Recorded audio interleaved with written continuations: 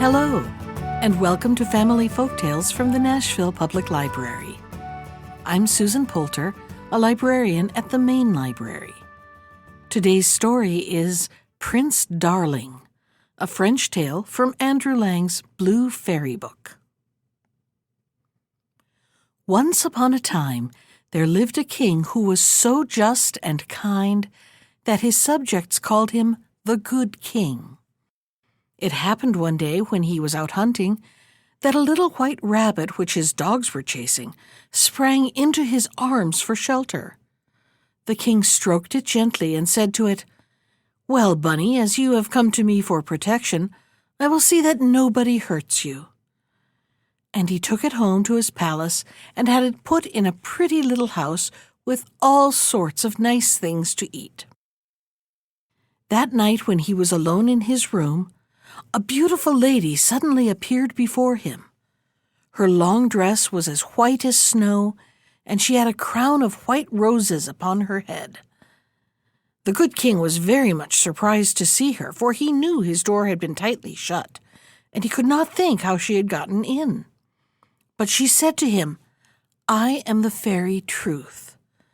I was passing through the wood when you were out hunting, and I wished to find out if you were really good as everybody said you were.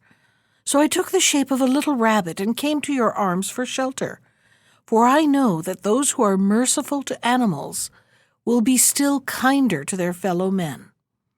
If you had refused to help me, I should have been certain that you were wicked. I thank you for the kindness you have shown me, which has made me your friend forever.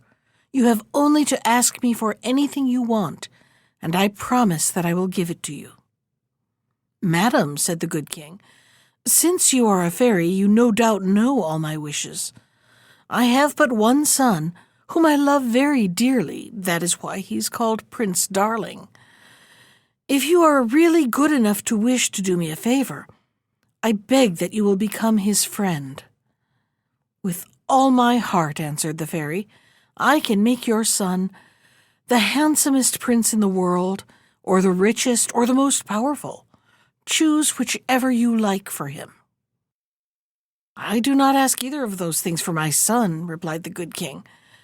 "But if you will make him the best of princes, I shall indeed be grateful to you. What good would it do him to be rich or handsome, or to possess all the kingdoms of the world if he were wicked? You know well he would still be unhappy. Only a good man can be really contented." "You are quite right," answered the fairy. "But it is not in my power to make Prince Darling a good man unless he will help me. He must himself try hard to become good. I can only promise to give him good advice, to scold him for his faults, and to punish him if he will not correct and punish himself." The good king was quite satisfied with this promise, and very soon afterward he died. Prince Darling was very sorry, for he loved his father with all his heart, and he would willingly have given all his kingdoms and all his treasures of gold and silver if they could have kept the good king with him. 2 days afterward, when the prince had gone to bed, the fairy suddenly appeared to him and said, "I promised your father that I would be your friend, and to keep my word, I have come to bring you a present." At the same time, she put a little gold ring upon his finger. "Take great care of this ring," she said. "It is more precious than diamonds. Every time you do a bad deed, it will prick your finger. But if, in spite of its pricking, you go on in your own evil way, you will lose my friendship, and I shall become your enemy." So saying, the fairy disappeared, leaving Prince Darling very much astonished.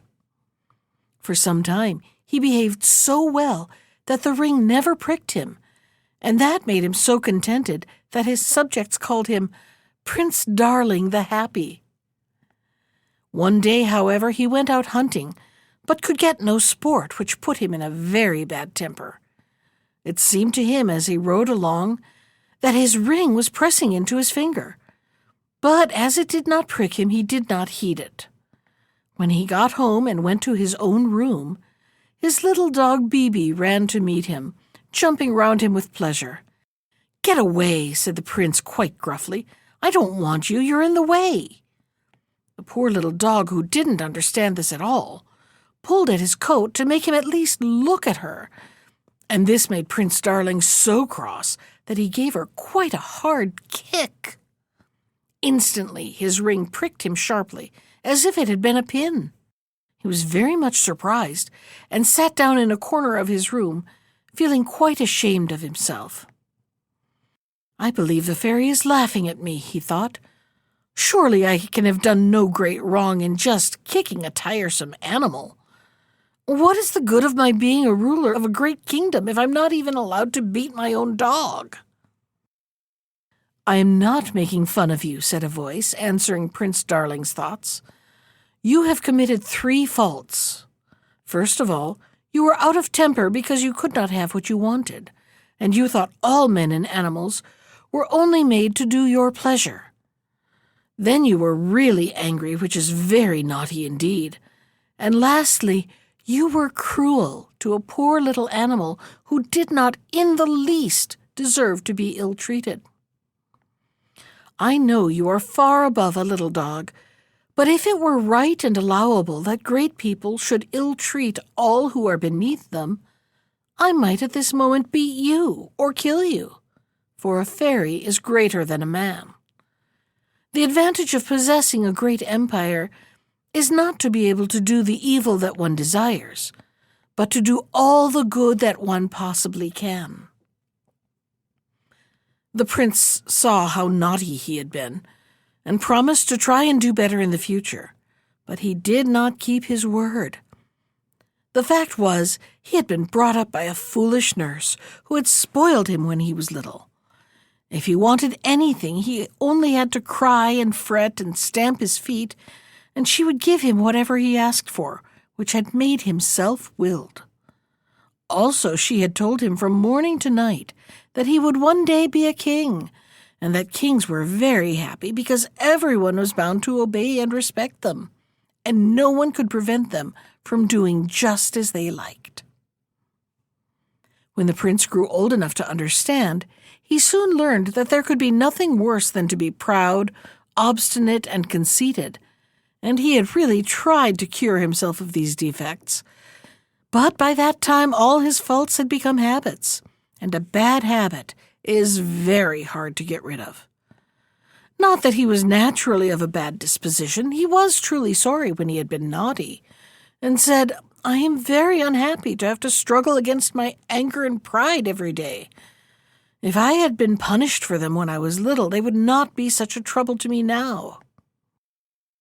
His ring pricked him very often, and sometimes he left off what he was doing at once, but at other times he would not attend to it. Strangely enough, it gave him only a slight prick for a trifling fault, but when he was really naughty, it made his finger actually bleed. At last he got tired of being constantly reminded, and wanted to be able to do as he liked, so he threw his ring aside and thought himself the happiest of men to have got rid of its teasing pricks. He gave himself up to doing every foolish thing that occurred to him, until he became quite wicked, and nobody could like him any longer. One day when the prince was walking about, he saw a young girl who was so very pretty that he made up his mind at once that he would marry her.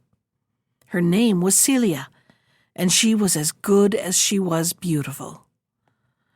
Prince Darling fancied that Celia would think herself only too happy if he offered to make her a great queen, but she said fearlessly, "Sire, I am only a shepherdess and a poor girl, but nevertheless I will not marry you."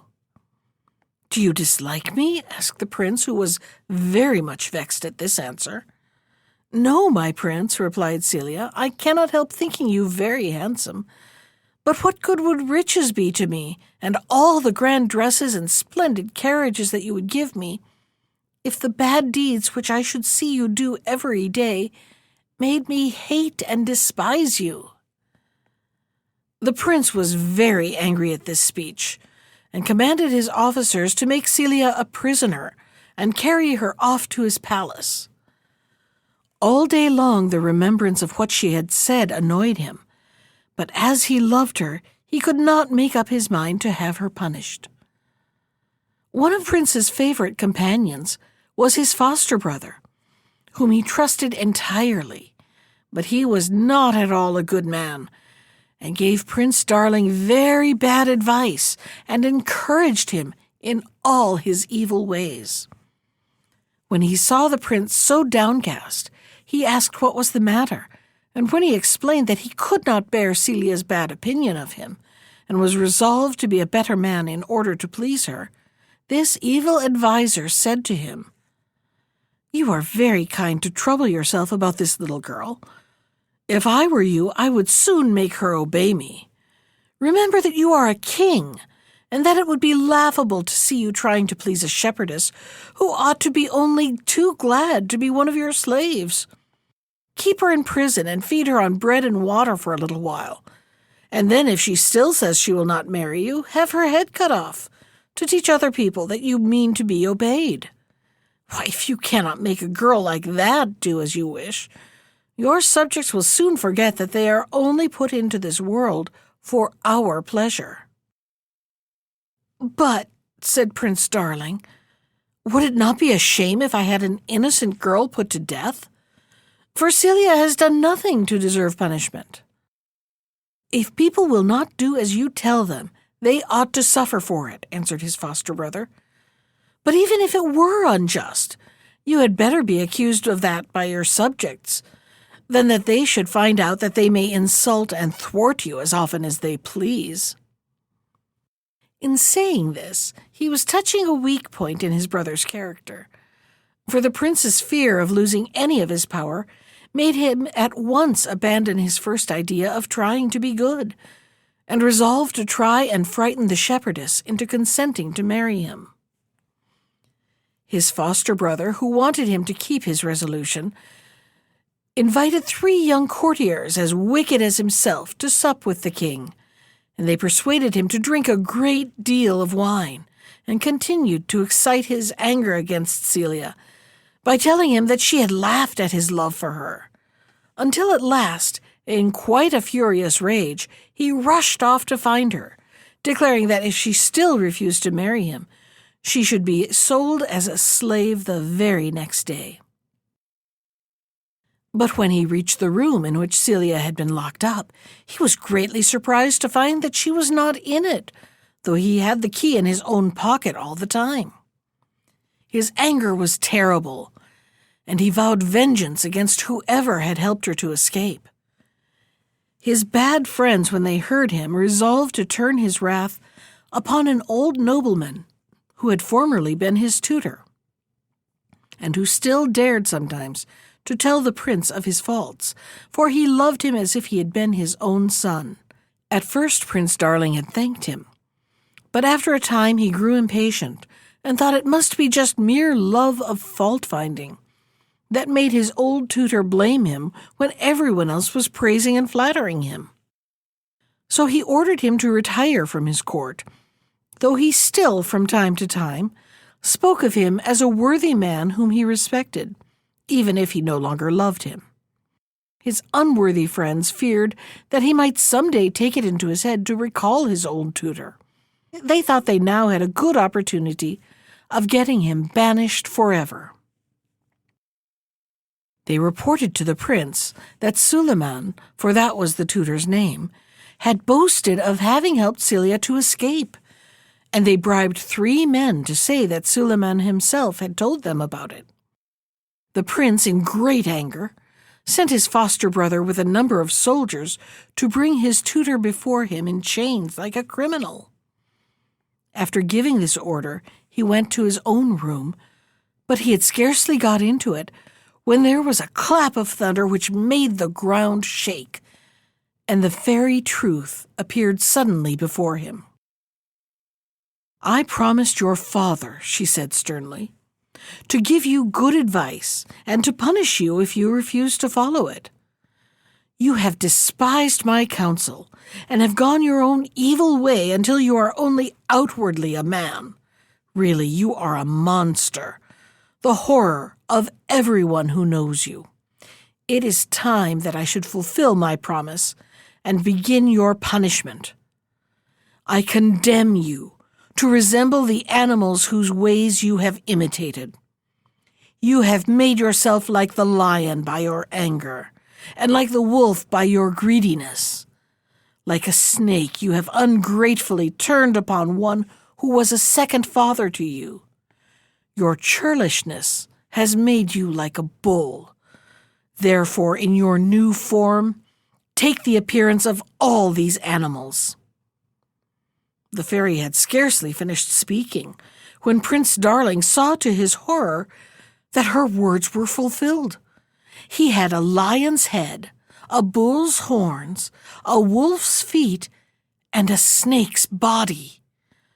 At the same instant, he found himself in a great forest beside a clear lake, in which he could see plainly the horrible creature he had become, and a voice said to him, "Look carefully at the state to which your wickedness has brought you. Believe me, your soul is 1,000 times more hideous than your body." Prince Darling recognized the voice of the fairy Truth, and turned in a fury to catch her and eat her up if he possibly could. But he saw no one, and the same voice went on, "I laugh at your powerlessness and anger, and I intend to punish your pride by letting you fall into the hands of your own subjects." The prince began to think that the best thing he could do would be to get as far away from the lake as he could. Then at least he would not be continually reminded of his terrible ugliness.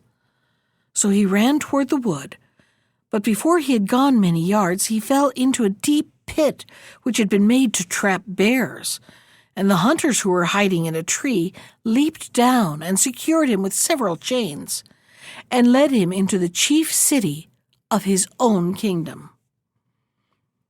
On the way, instead of recognizing that his own faults had brought this punishment upon him, he accused the fairy of being the cause of all his misfortunes, and bit and tore at his chains furiously. As they approached the town, he saw that some great rejoicing was being held, and when the hunters asked what had happened, they were told that the prince, whose only pleasure it was to torment his people, had been found in his room, killed by a thunderbolt, for that was supposed to have become of him. 4 of his courtiers, those who had encouraged him in his wicked doings, had tried to seize the kingdom and divide it between them. But the people who knew it was their bad counsels which had so changed the prince had cut off their heads and had offered the crown to Suleiman, whom the prince had left in prison.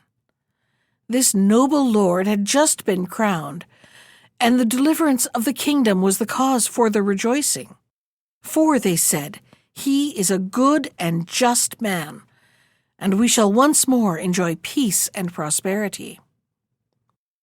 Prince Darling roared with anger when he heard this, but it was still worse for him when he reached the great square before his own palace.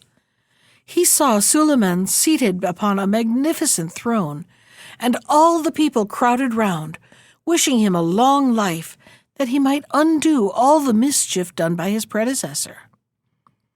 Presently, Suleiman made a sign with his hand that the people should be silent, and said, "I have accepted the crown you have offered me, but only that I may keep it for Prince Darling, who is not dead as you suppose.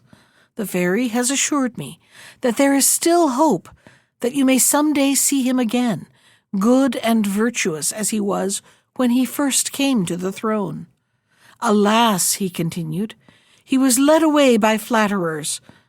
I knew his heart, and am certain that if it had not been for the bad influence of those who surrounded him, he would have been a good king and a father to his people. We may hate his faults, but let us pity him and hope for his restoration. As for me, I would die gladly if that could bring our prince to reign justly and worthily once more." These words went to Prince Darling's heart. He realized the true affection and faithfulness of his old tutor, and for the first time reproached himself for all his evil deeds.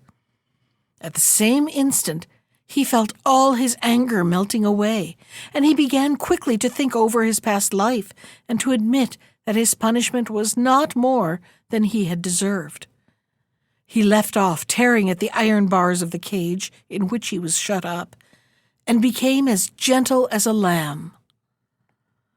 The hunters who had caught him took him to a great menagerie where he was chained up among all the other wild beasts, and he determined to show his sorrow for his past bad behavior by being gentle and obedient to the man who had to take care of him.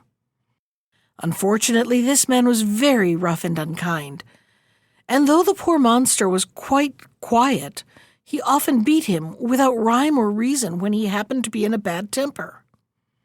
One day, when this keeper was asleep, a tiger broke its chain and flew at him to eat him up. Prince Darling, who saw what was going on, at first felt quite pleased to think that he should soon be delivered from his persecutor, but then thought better of it and wished that he were free. "I would return good for evil," he said to himself, "and save the unhappy man's life." He had hardly wished this when his iron cage flew open, and he rushed to the side of the keeper, who was awake and was defending himself against the tiger. When he saw the monster had got out, he gave himself up for lost. But his fear was soon changed into joy, for the kind monster threw itself upon the tiger and very soon killed it, and then came and crouched at the feet of the man it had saved. Overcome with gratitude, the keeper stooped to caress the strange creature which had done him such a great service.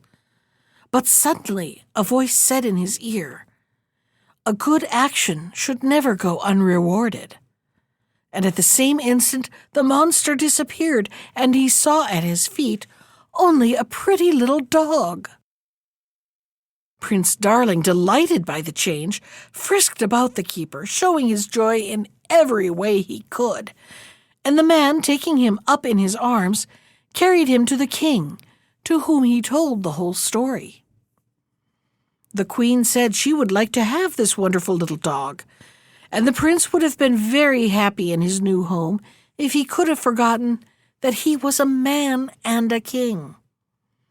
The queen petted and took care of him, but she was so afraid that he would get too fat that she consulted the court physician, who said that he was to be fed only upon bread, and was not to have much even of that.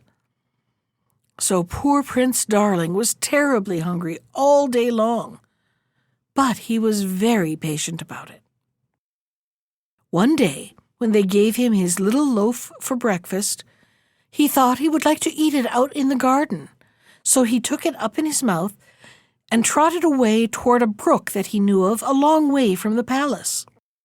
But he was surprised to find that the brook was gone, and where it had been stood a great house that seemed to be built of gold and precious stones.